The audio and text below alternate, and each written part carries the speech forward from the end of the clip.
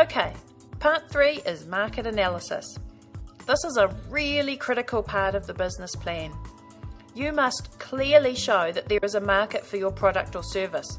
Otherwise, what's the point in going into business in the first place? If you're doing the Business Studies Achievement Standard 2.4 on marketing research, then you can use the work done there as the basis for this part of your business plan. And here's a quick note to teachers. Even if you're not teaching Achievement Standard 2.4, you might want to use the case study in this standard to help guide marketing activities. You can find the case study in the Teachers Resource folder on the YE Trust website. There are 6 key parts to the market analysis section. The first is risk assessment. Every business has risks. You'll need to identify the risks within your business. A SWOT analysis is suggested as the best way to do this, as it identifies the strengths and weaknesses inside your business and the opportunities and threats in the business environment outside your organisation. Then you need to cover actions from your SWOT analysis, so tell the reader how you're planning to manage the risks identified in your SWOT. The third part is market needs. Here you tell us about your target market. Who are they? Where are they? Why, what and when do they buy? How do they like to buy things? Be as detailed here as you can.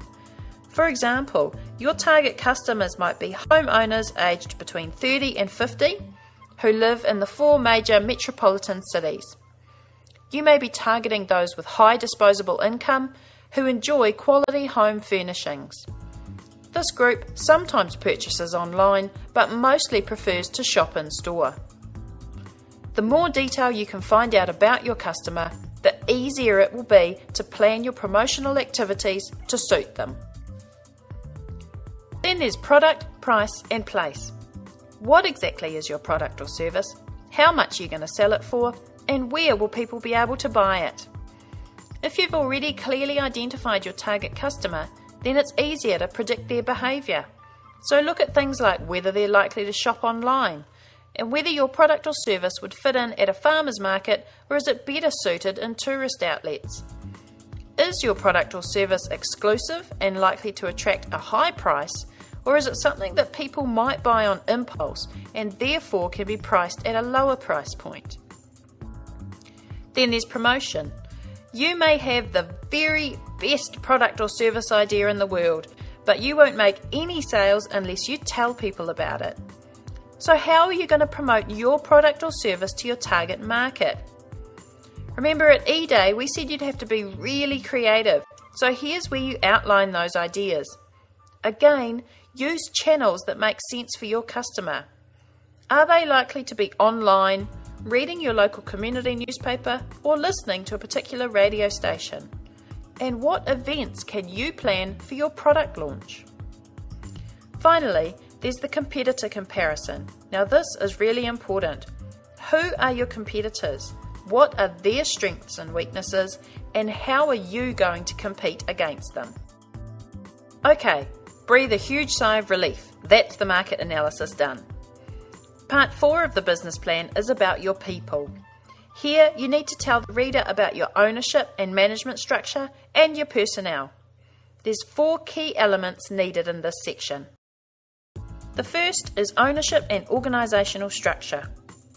Do you have preferential shareholders and directors, or are the directors the only shareholders in your company?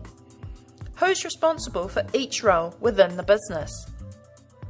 Next up, directors' profiles and skills. So here you need to detail each director's strengths, experience and achievements and how they will relate to the success of your business. Then you've got the skills shortage. Explain how you are going to combat any skills shortages within your team.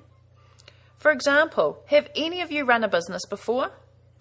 If the answer is no, which it is in 99% of the cases, then what can you do to combat that? One option there is to use your business mentor. Finally, there's team communications. We're looking for 2 things here.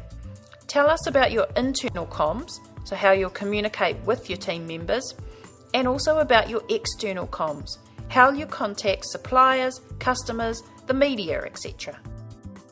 Now we're up to part 5, the financial forecasts. This is often the section of the business plan that makes Yes teams nervous, but it's very easy to prepare. Now there are 4 parts to the financial forecast.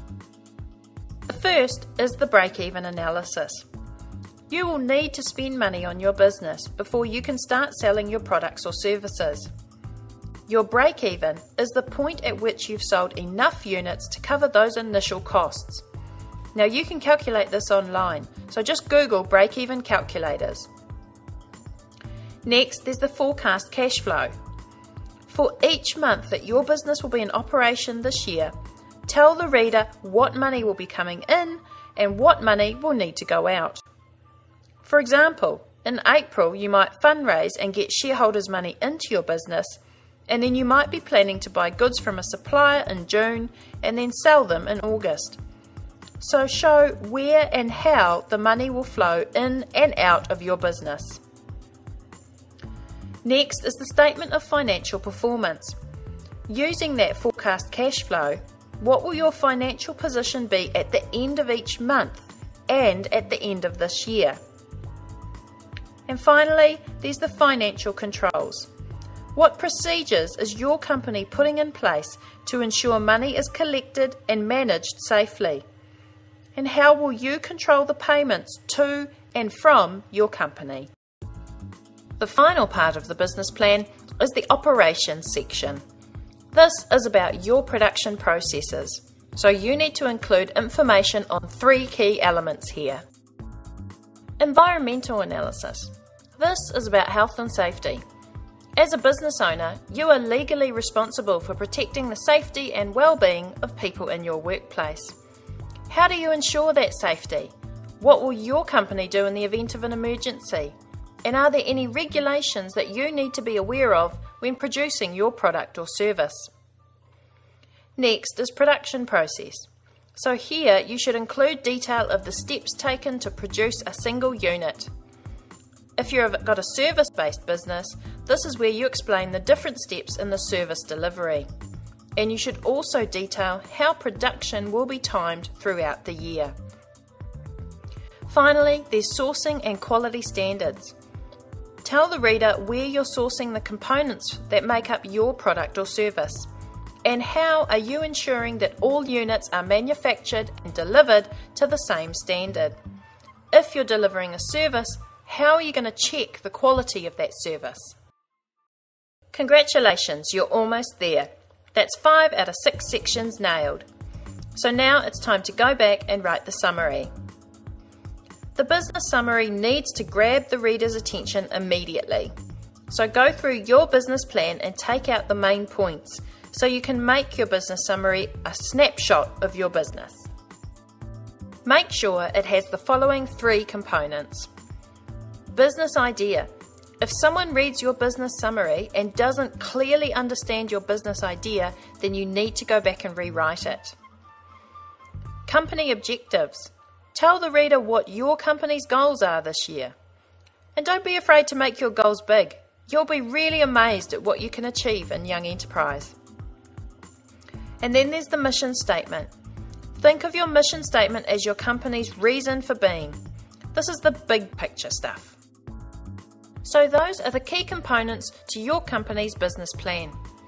Once you've drafted it, it's a good idea to give your business plan to someone not associated with your business so they can read it with a fresh eye.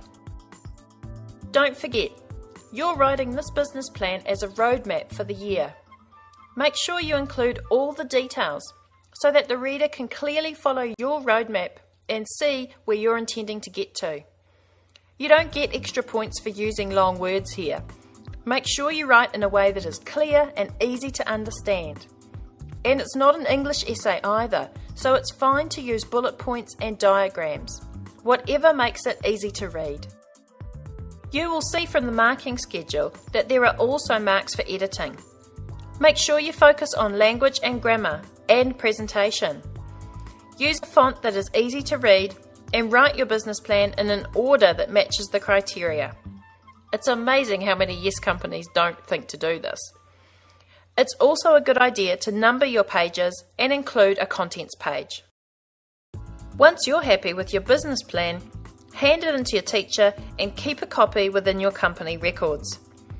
Some regions also have a business plan competition, so check with your regional coordinator about what happens in your area. It's a good idea to refer to your business plan from time to time, again to make sure you're still heading down the right path. You may find that partway through the year, you need to make some fairly major changes to your plan. And again, that's totally okay. Things won't always go exactly according to plan. If you do need to make changes, you can document them when you write your annual report later in the year. One last reminder. This business plan is not part of the national competition, but it provides the information from which you will compose your business pitch to the Dragon's Den in Term 2. Now that pitch contributes 30% to the national competition.